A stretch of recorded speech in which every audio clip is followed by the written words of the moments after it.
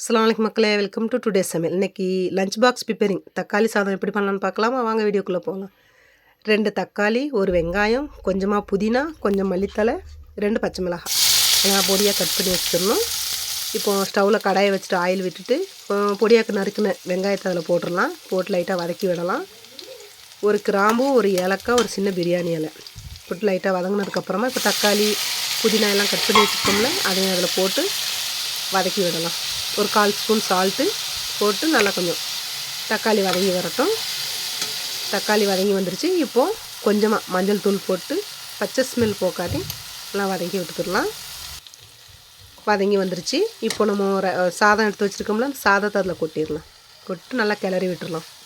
கிளறி விட்டுட்டு லோ ஃப்ளேமில் ஒரு 5 நிமிஷம் வச்சுட்டு ஸ்டவ் ஆஃப் பண்ணிடலாம். அவ்வளோதாங்க, தக்காளி சாதம் ரெடி. நீங்களும் ஒரு முறை ட்ரை பண்ணுங்கள். எப்படி வந்துச்சுன்னு காமெண்ட்டில் வைங்க.